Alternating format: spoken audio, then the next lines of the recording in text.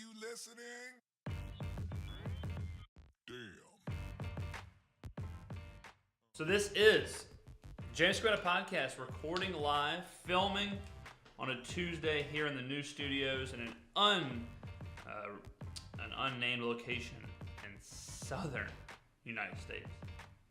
Tonight on the podcast, we will be going over the Oscars, what you need to know, and my reactions. Robert Kraft, Bobby Kraft's run-in with the law, R. Kelly getting arrested and the problems facing him. Jordan Woods, Tristan Thompson, a little nugget of information in that story that will just never end. Ric Flair's 70th birthday party, which looked like the greatest birthday party of all time. And we are going to introduce a little segment called Best of the Internet, where we go over some small things that we saw on the internet, some memes, some videos, whatever, and we're going to talk about those as well. So let's go into the first damn thing, man. The Oscars last night. The Oscars were all right, man. The Oscars were all right, to be honest. I made a point to watch because I wanted to see Adam Lambert perform. I wanted to see if Bradley Cooper and Lady Gaga and all that, if they would win, what would go on with their awards, and I also wanted to see how the non-hosting things would work out. And I tell you what, it wasn't awful. The show was not bad. The show was not terrible. And I don't know if it was because it was hostless or what the deal was, but it seemed a little streamlined. It seemed really focused on the actual movies. And that's probably the way it should be. It shouldn't be focused on a host pushing a network's agenda. It should be focused on the movies, the actors, the people that are actually there to celebrate. So that part was interesting. Adam Lambert performed at the very beginning. And at one point in my life, in my early 20s, I guess I had to be. It's probably like, 2007, 2008, 2006, 2007, 2008, maybe 2009, is whenever he was on American Idol. So I had never watched American Idol before, ever in my entire life. And Adam Lambert, and I decided before the season, I said, okay, I'm going to watch American Idol. I'm going to let it rip. And so I was watching American Idol the year of Adam Lambert, and I was all about it. From the first episode, from the first time I'd ever seen him perform, I was thinking, my God, this guy, this guy's the future. I'm thinking this guy is the real deal. This guy is the future of music. And every single episode, he got better and better and better and better and better. And then I'll never forget where I was. I was in my parents' living room. I think I was working at a casino at the time doing graveyard shift. So I was working at like 11 p.m. That's what time I would go and work. And he lost American Idol. I remember the night he lost. I remember going to work. I was like about to cry. He lost to Chris Allen. And it shows how different the world is, because the reason that Adam Lambert lost was because he was like this super flamboyant. He was openly gay. He was on a cable network. And just, we're talking 10 years ago max. No way it was that long. Man, I'm feeling really old if it was that long. But they were afraid to push him. And you could tell that they were afraid to push Adam Lambert. They were afraid to push that whole thing, just his whole gimmick. It's not a gimmick, but I don't know what else to call it. His package. Giggity. And Chris Allen won.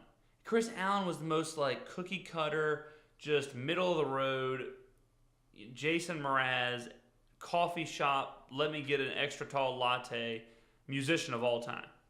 And he somehow beats the most electrifying musician in American Idol history. and Adam Lambert kind of ruined the show, because after that, no one could compare to his stage presence and his ability, and people just seemed mundane. They seemed boring. And so, anyway, so I was a huge Adam Lambert fan. And when I heard he was going to be opening the show, I was pumped. And he opened the show, and he killed it. I mean, he absolutely slaughtered it, per usual, and amazing stuff from Adam Lambert. But so then the Oscars kick off, right? And everybody is waiting for Lady Gaga and Bradley Cooper to play Shallow.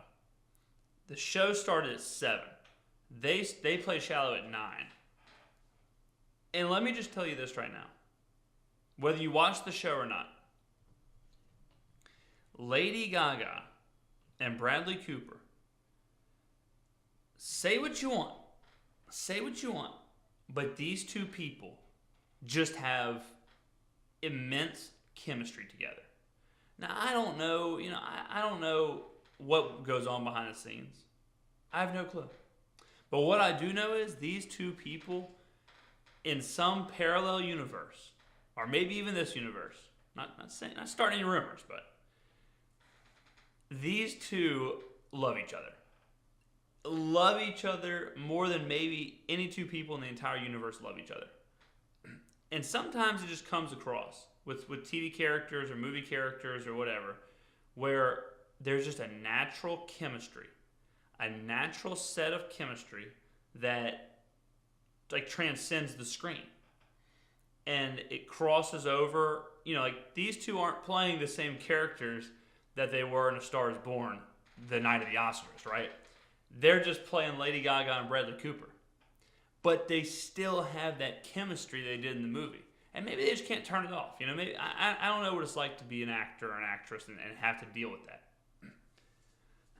But these two were obviously like in love during this performance. And we're not going to show the performance. We can't show the performance, or YouTube will take us down. But they were sitting on the same piano bench. All right? I don't care who you are. If you're sharing a piano bench with someone and you're singing into the same mic, fireworks are going to fly. Fireworks are going to fly. And they were flying all over the damn place. It was the 4th of July, all up on the TV screen. At one point, now go watch the show and decide for yourself. At one point, they're like, and I mean, it's so ridiculous too, they're singing into the same microphone, because that just makes it even more tense. That just makes it, because their mouths are now facing the same area. And at one point, I swear, Lady Gaga kind of goes for a kiss. She definitely does a weird turn with her head. I think she forgot where she was. I think she was like, okay, I'm gonna try and kiss him here, and it was like, oh my God, I'm at the Oscars, and his girlfriend is right there. And they kind of finished the whole thing, but man, the chemistry between these two is unbelievable. But Bradley Cooper did not win Best Actor. Best Actor went to Rami Malek. I've heard people pronounce his name like 20 different ways, but old Rami won it for Bohemian Rhapsody. And, I didn't realize this until the Oscars, but he wasn't the one singing the songs. It was another guy. It was like a Christian rock guy they found on YouTube. He actually sang the songs. Rami was just lip syncing during the movie. Now, when I first heard this, because we know Bradley Cooper was actually singing. He actually taught himself to sing, When I first thought about this, I was like, man, I shouldn't hold it against Rami that he's not like a singer. And specifically, he's not a good enough singer to sing like Freddie Mercury, who arguably is the most powerful like vocal power of all time. But I kind of do. Only because he's going up against someone who was a musical lead, in the movie, and actually performed. Now, yeah, Bradley Cooper did have the benefit of playing the role, like his own role. Bradley Cooper wasn't trying to play Adele. Bradley Cooper wasn't trying to sing like Christina Aguilera. Bradley Cooper was singing within the range that Bradley Cooper could sound the absolute best. Rami, maybe Rami can sing, but he can't sing like Freddie Mercury, and you can't hold that against a fella. But I think that in this situation, with Bradley Cooper and Rami, both in the best actor kind of time, vying for best actor. I think that does come into play. And I think Bradley Cooper actually singing the songs and acting and directing and writing and probably picking up the catering and whatever he was doing, I think that comes into play here. So Rami wins Best Actor. And, a good show. I'm not going to lie, I didn't watch the entire thing. Did not watch the entire thing, but a decent show. Shallow is definitely the highlight. All right, so let's move on. Let's move on to this Bob Kraft story. So, Bob Kraft, New England Patriots, we know who he is. It came out that a group of men were going to a local Asian massage parlor down in Jupiter, Florida. Drops of Jupiter indeed. Down in Jupiter, Florida. And it comes out this list of people who are on this this scandal. All are paying for a little extra with their massage, if you know what I mean. This is a family values show, so I'm not gonna spell it out for you, but So he's paying for a little bit extra. And Bobby Kraft's name is on the list of people when they release it. Like, hey, 15 guys, all are paying for a little extra cheese, a little extra bacon on their burger down at the Happy Times massage parlor. And people freaked out. Obviously, I mean, owner of the Patriots, just won the Super Bowl. Anything to do with the Patriots, people are trying to naturally freak out. Tom Brady involved, Gronkowski involved, Kraft involved. People hate the Patriots. People hate success. We talked about that before on the show. And this is no different, really. But I'm going to say something controversial yet brave.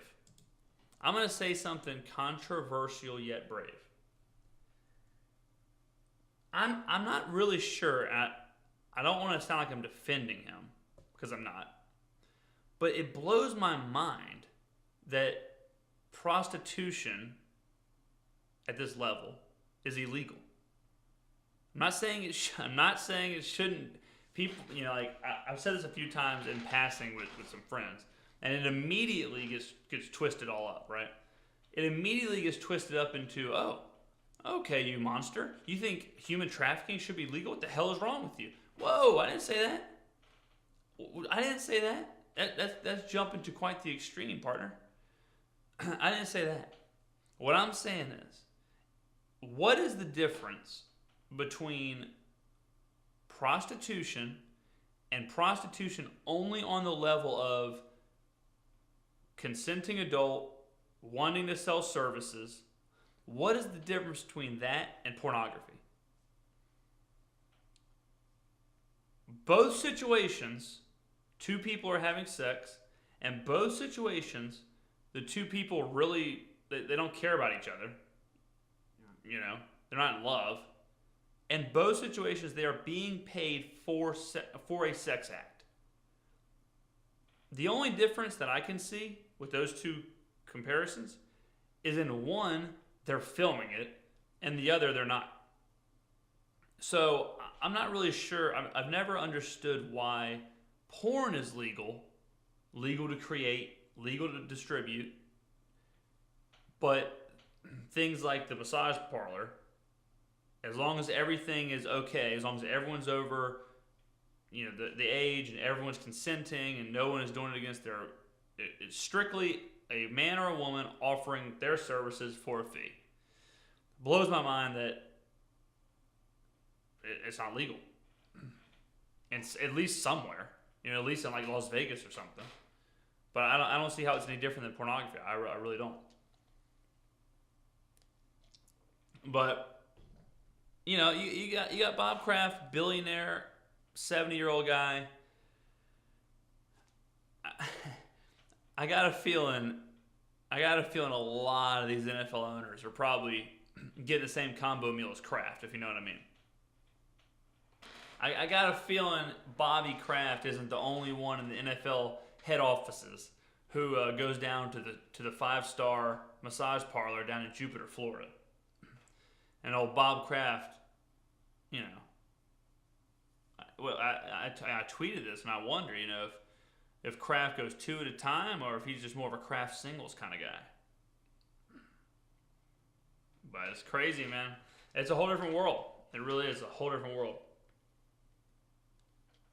The ultra elite people don't have any damn rules. People know regulations, do whatever they want, get on a plane, fly down to wherever, Jupiter, Florida. Jupiter, Florida actually sounds like a nowhere land. A lot of golfers live in Jupiter, Florida. A lot of big-time golfers. I think Rush Limbaugh lives near there. So, high-profile clientele. High-profile down in Jupiter, Florida. Virtually the entire PGA Tour lives down there. God knows what's happening down at the Oolong massage parlor. No pun intended. Speaking of sexual indecency, R. Kelly. Is it just about time to go ahead and get this guy? Is it just about time to go ahead and admit the monster that he is? R. Kelly arrested. Let me make sure I get this story right.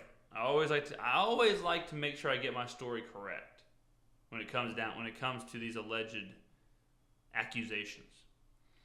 So R. Kelly left Chicago jail today after paying bail in his sexual abuse case.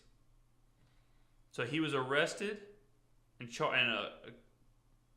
with, I think it was 10 cases, something like that. I'm trying to find the exact number, but so they've been building up this case on R. Kelly for a while now, and like for a while, like 2002, the whole peeing on girls thing. That was R. Kelly. That happened a long time ago, 2002, and ever since then, all this stuff comes out. All this stuff comes out about R. Kelly and how much of a monster he is. There's a documentary, Surviving R. Kelly, where these teens talk about how he's basically trapped them into this sex cult, pretty much what it is, and they can't get out, So now this video comes out, or according to Michael Avenatti, one of the attorneys, he said that a second video was turned over to prosecutors. The first video shows actions that mirror some of the alleged acts for which Kelly was arrested on child pornography charges in 2002. We all know what those are. If you don't, ask Dave Chappelle. So on Monday, he said a second video was turned over to prosecutors. Quote, the videotape depicts Mr. Kelly engaged in illegal sexual assault of a 14-year-old girl. It is approximately 55 minutes in length. It leaves no question as to Mr. Kelly's guilt on the tape, Avenatti says. He said he also learned of a third video, but wouldn't specify exactly what it is. I mean, this guy, man, you know the old saying, like, where there's smoke, there's fire? Well, that could not be any more probably true in this case. If you are R. Kelly, if you're someone like R. Kelly, or someone in R. Kelly's shoes, and you spend over a decade, almost 2 decades, dealing with charges of you videoing yourself doing things with alleged 14-year-old girls, more than likely there's a reason people are saying that. You don't just spend 20 years dodging those accounts. And R. Kelly, why are you making these videos, son? Why are you trapping these girls in a sex cult? If you haven't seen the documentary, these girls allege that R. Kelly basically takes them, puts them in like a hotel brothel house thing, I guess his house, and takes their phones and basically governs their entire life. And they have to worship him, the sex demigod, and that's it. And these people are like coming out making full-on documentaries, and R. Kelly is still walking around. The video The 2002, okay? Think about since 2002 how many people have worked with R. Kelly. And you know all the people in Hollywood and all the people in the music industry, they all know what everyone's doing. Everybody knows what everybody's doing. So think about how many people have worked with R. Kelly and they know, like, hey, I'm making a song with R. Kelly. Isn't R. Kelly the guy that has that video that they say is him with 14-year-old girls? Yeah. Dude sings like an angel. You know? That's virtually what's happening here. So, it doesn't sound good for R. Kelly. I mean, some of these details in this video sound pretty damn bad. And I'm not sure how people can see the video and be like, who knows? But I got a feeling R. Kelly is going to be down for the count on this one. Next story. The story that keeps on giving. The greatest story to ever live. Jordan Woods, Tristan Thompson, and Khloe Kardashian. The love triangle that no one knew they needed, no one knew they wanted, but that we have forever. We talked about this last week. We had this on the podcast when it first happened. We talked about how dumb Jordan Woods was. We talked about how Jordan Woods was kicked out of Kylie Jenner's house. We talked about how Jordan Woods screwed herself out of $150 million, maybe more. We talked about this. Well, now Jordan Woods has used the most powerful defense in the universe. A defense so time-tested, so true, unparalleled. Jordan Woods claims that she was blackout drunk. What are you going to do? What are you going to do? Someone says they're blackout drunk. They're blackout drunk. That's it. That's it. Nothing else. Nothing else can be said. Nothing else can be done. Like I said, a defense time-tested. A defense airtight. Blackout drunk city.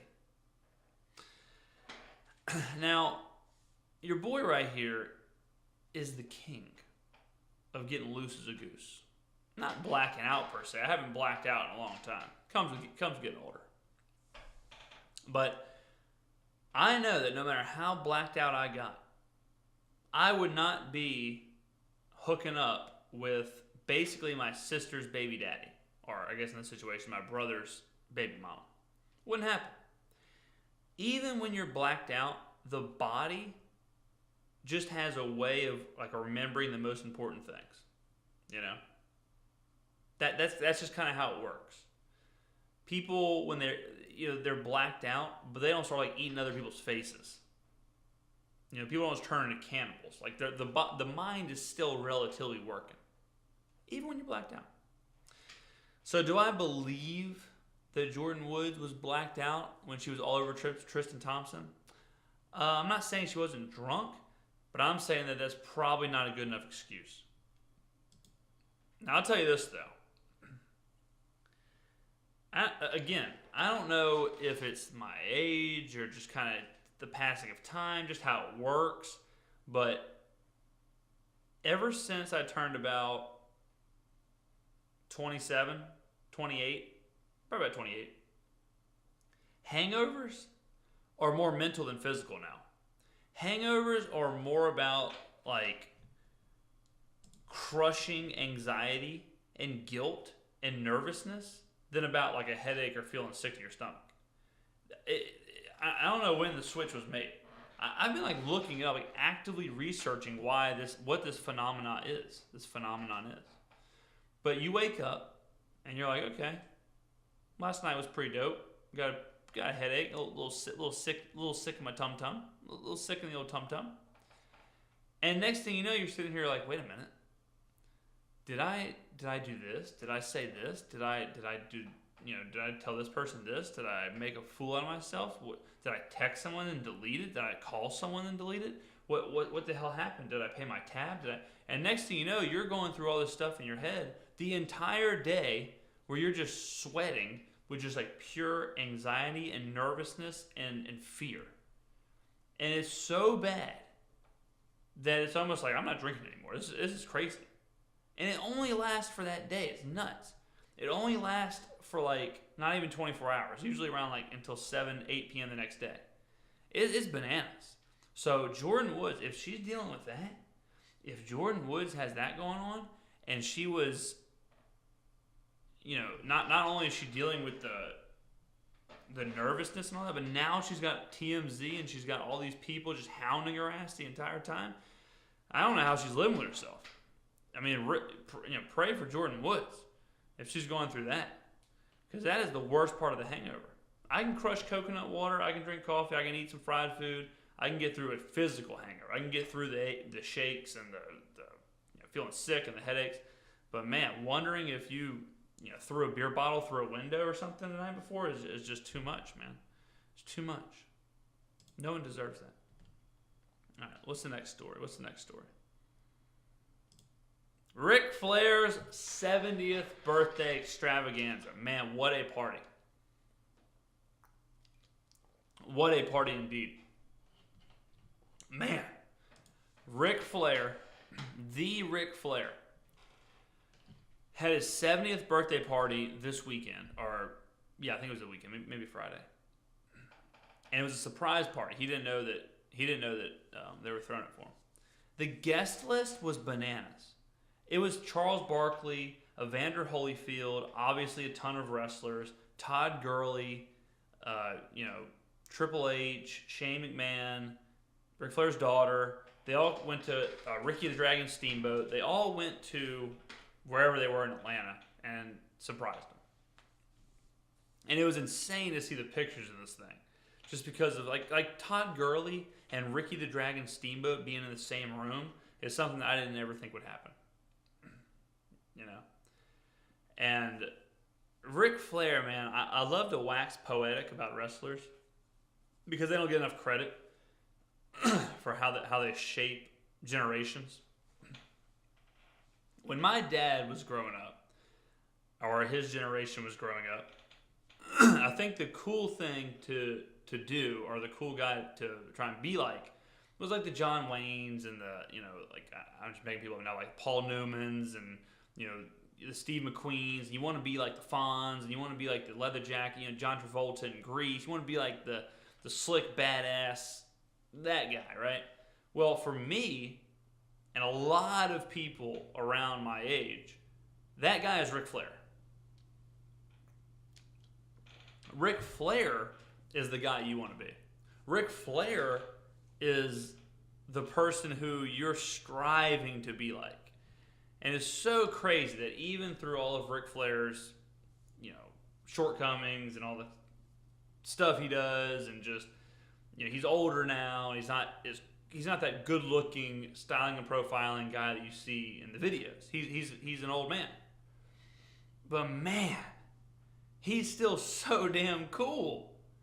And I think that, like with Todd Gurley, for example, like Migos, Todd Gurley, people now that you see with Ric Flair, who either put them in their videos or mention them in social media posts, it's just so obvious the effect that Ric Flair's had on like an entire generation of men, where they're all trying to be limousine riding, they're all trying to be jet flying, they're all trying to be rocking the suits and styling from head to toe.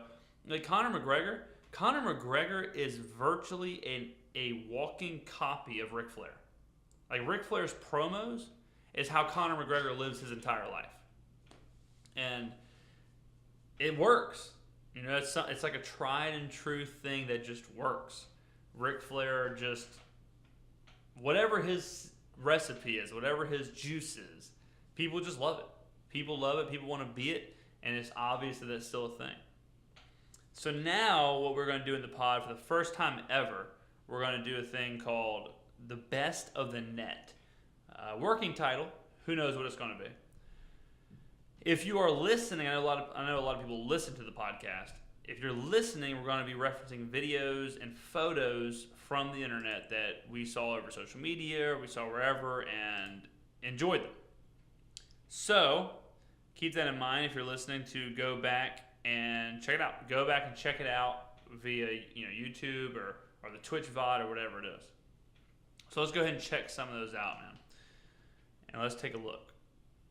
So the first one is going to be a halftime performance featuring the one and only Ja Rule.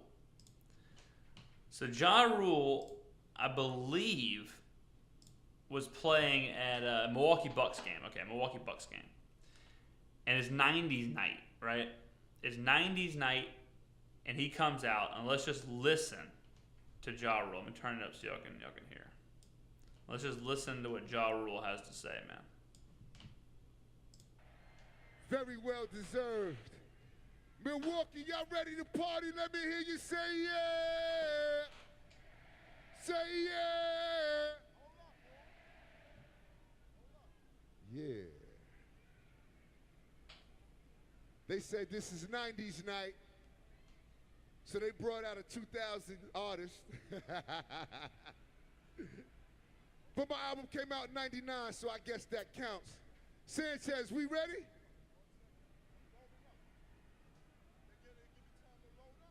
Are we?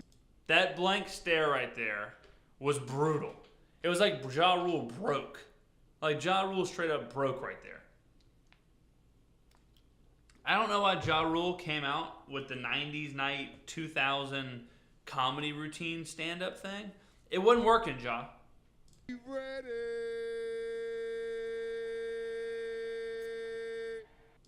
Holding that note, never a good idea. Never a good idea to just hold like a monotone TV is broken, like the static screen on a TV type deal. It's never a good idea. Never a good idea to do that. You know? So Ja Rule has the busted stand-up, transitions into the monotone, like you're sitting 25 rows back at a football game. That's the noise you make to just contribute noise to the rest of the stands. That's the exact sound I make when I go to New Orleans Saints games. It's exactly what I do. I'm sitting in the stands, I'm waiting for the play to go, and I'm like, they need it to be loud in here, but I'm not just going to like scream and clap and stuff, so I just go, oh. That's exactly what I do, and that's exactly what Ja Rule did.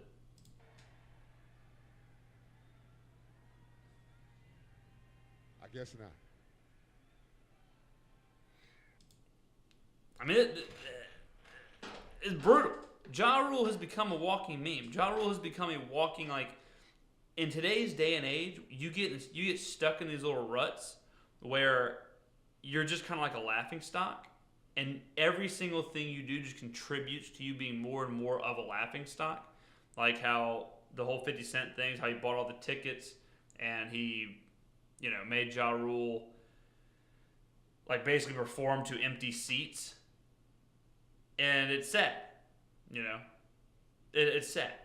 I feel bad for Ja Rule because straight up, Ja Rule has some absolute slammers. He has some absolute slammers, and he deserves better. All right, let's go to the next video. All right, so this comes from a UFC, or not UFC, but an MMA fight where a guy busts out some funky moves. Let's watch. Long right hook. Oh, he just took a little slip there. He's on his back. I heard Jason Kim has practiced. All pretty normal right now. Wait, what is he doing? Why is he turning his back to his opponent? Oh! Oh my God, he tried a backflip. This dude, this cat right here, this is that stuff, man. Whenever you're playing with someone who's never played a video game before, like they're playing Mortal Kombat for the first time, and they're just mashing buttons, and they start doing moves you never even seen before. Like this dude tries. Took a little slip there. He's on his back. Like, watch this. Jason Kim has practiced jiu-jitsu for. Oh! Can you imagine if you're laying on your back, if you're laying on the ground, and you look up, you're like, all right, man, I gotta try and defend myself, and you see a guy backflipping onto you, and the craziest part is he stuck the landing. Jiu-jitsu for. Oh! Look at that. Oh, this is the backflip. That's And I guess it's illegal. no. Which I think it should be legal. I think if you're willing to try something like that, I think virtually everything should be legal in the UFC or mixed martial arts. I don't think there should ever be rules. I think you should be able to bring like a weapon in. Like everyone gets one weapon, and that's it really. But I don't think you should like a backflip or anything like that. Why is that illegal? Is it incredibly dangerous? Yes. But it's also incredibly dangerous to just punch each other with with very small gloves. So if it's in the name of fighter safety, I think fighter safety flew out the window whenever people started kicking each other in the head. All right, next up is Tony Hawk helping his daughter overcome fear of skating. I'll tell a quick story here, but back when I was a wee child, the cool thing was like rocket power and gnarly stuff was starting to become like really cool. Skateboarding, rollerblading, hockey was really cool for some reason where I was, and we don't live anywhere near snow or ice, so it was just kind of a thing. Like the Mighty Ducks, like that whole thing was starting to become pretty sweet.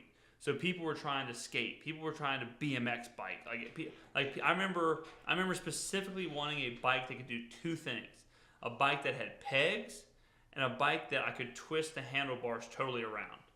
Those are the only two things I wanted. I never got either one of them, but irrelevant. But so we had a skate park close to where I lived, and me and two friends went to the skate park. Only time I ever went, and I had just got a skateboard.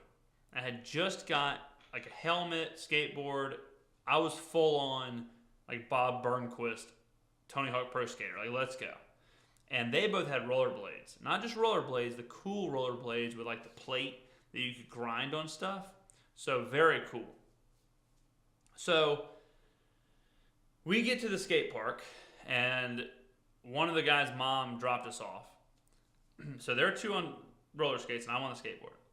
Now, this was partially my fault, I suppose, but I had never actually skateboarded before. I just like got it for my birthday or Christmas or something, and was like, I'll just go learn at the skate park. Can't be that hard. So I get in line to go down like a ramp like this, like kind of just a small ramp. And all the kids are like in line, they're all kind of like dropping in.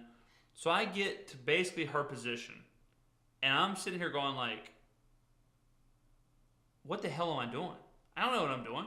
I don't even know if I can ride this thing. And so I'm thinking, I'm like doing the quick math in my head. And I'm like, well, let's see. If I go down and fall, it's going to hurt like hell. My board is going to go flying, and it's going to be embarrassing. So I totally backed out. I got my board, walked my ass back down the steps, and never attempted it again. The rest of the time I was at the skate park, I just watched my two friends rollerblade around, and then I eventually left. Like I think one of their moms came to check on us or something. I just said, hey, you mind taking me to the crib? They got nothing for me here. And that was the last time I think I ever saw that skateboard. I don't even know if I brought the skateboard home from the skate park. I may have left it. I may have left it in the parking lot. Because all I knew was, I'm not going back there. And ever since then, I've always wanted to learn how to skateboard. Even if it's just like 20 feet. Even if it's just learning how to go 20 feet down the road. I've always been like, man, I need to learn how to skateboard. Even to this day, I always think, maybe I should get a skateboard and spend like a whole year trying to do an ollie or trying to do a kickflip or trying to do something, just to say I could do it at one point in my life.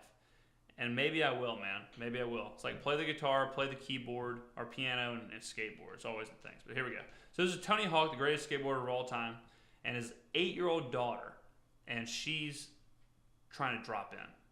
So let's watch. It's a long video. We're going to skip to the end a little bit.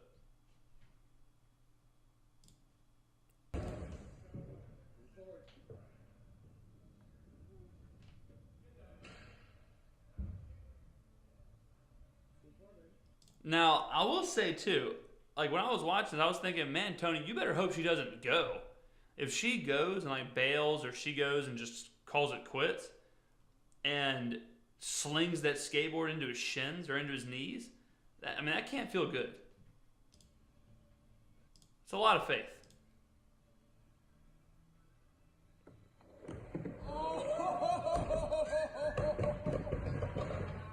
Heartwarming moment, 1, to see her conquer her fears. Heartwarming moment, 2, to see as a father, Tony, not me, but like to see a father like Tony Hawk, you could tell how hard he was rooting for his daughter to do something that he is so known for. And so, it's like watching Tom Brady teach his kid how to throw a football or something. It's like to see the greatest of all time trying to show his 8-year-old his passion It was just, it's a really, really, really cool video, man. Really cool video. It warmed this old chunk of coal, as they say. All right. Now we have this one. This was, my sister actually showed me this one. This was a dog watching The Lion King. That part in The Lion King. Make sure I can turn it up for y'all.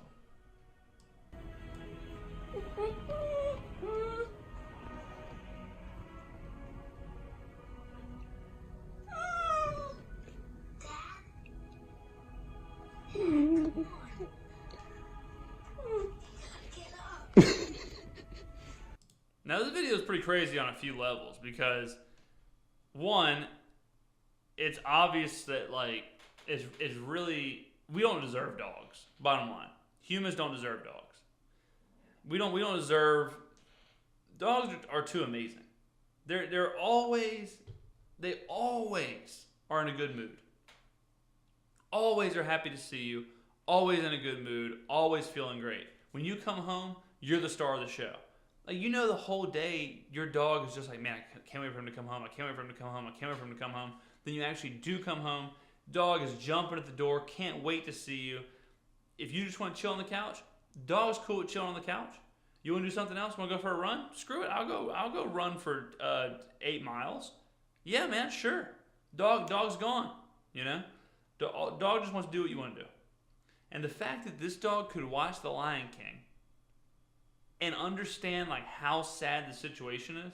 I mean, think about what this dog is seeing. I'm not even really sure how dogs see in general, but this dog is seeing cartoon Mufasa and cartoon Simba. Two species or two animals that he has no clue what they are. He didn't know what a lion is. Unless this video is being taped, unless this person's house is in the Sahara Desert, he doesn't, or I guess there's no lions out there. Unless they're out in the Serengeti, this dog's never seen a lion. So all this dog knows is these are two animals. One is smaller than the other one. One is James Earl Jones. And the situation is sad. And this dog crying during the Lion King scene is all of us during the Lion King scene. Or the entire movie, The Fox and the Hound. All right, we have one more thing. It's not a video, though. I gotta find it. It's a tweet. Hope I remember the person's name. I did remember. Okay. So it was a tweet. Very funny tweet. And let's see, here it is. So this person tweets, so my grandpa ate half a quart of paint today thinking it was yogurt. And it shows the paint, and it shows the grandpa with the paint all over his mouth. This grandpa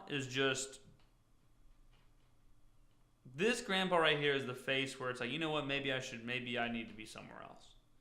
Maybe I need to be in some assisted living situation, because if I eat half a quart of paint before I realize that it's yogurt, or before I realize it was anything, maybe I don't need to be out on my own. Also, half a quart of yogurt is a ton of yogurt.